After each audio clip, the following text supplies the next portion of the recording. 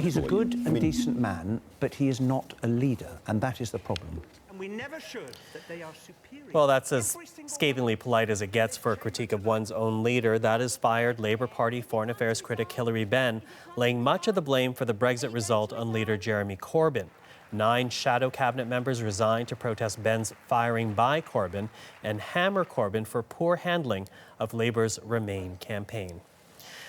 Now, you may have heard of the petition in the UK, over 3 million signatures so far, calling for a second referendum. But there's also another petition started partially in jest to declare London independent from the UK and apply to join the EU. James O'Malley started that petition. We reached him now in London. So, James, thank you for joining us. This petition of yours, calling for London to separate from the UK so that it might stay with the EU, did you start this in jest?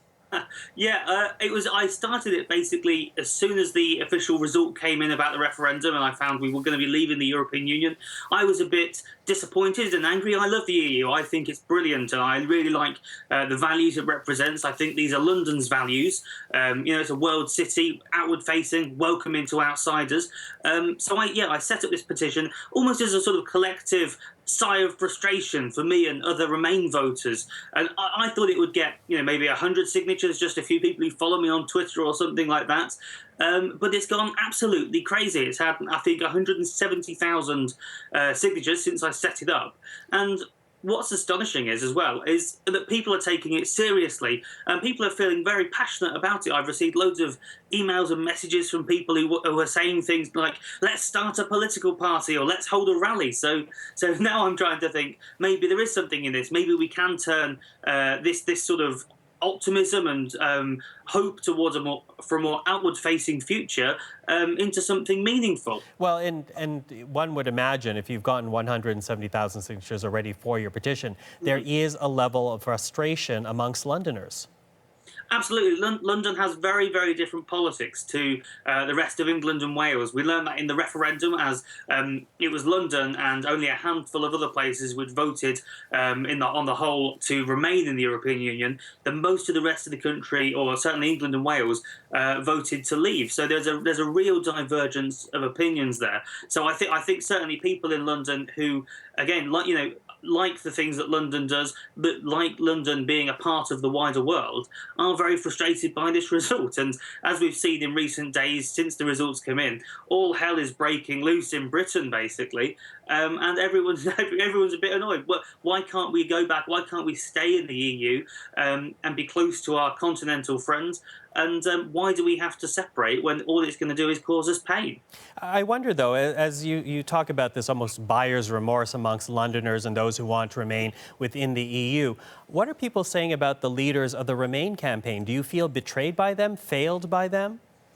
I do. I mean, I think the biggest problem, other than the fact the campaign didn't do very well, was Jeremy Corbyn, the Labour leader, the opposition leader. He's a historically Eurosceptic MP. He's a radical leftist compared to more recent Labour leaders, and he's been a long time critic of the European Union. He sort of grudgingly supported the Remain campaign this time around, just to keep his party together or attempt to.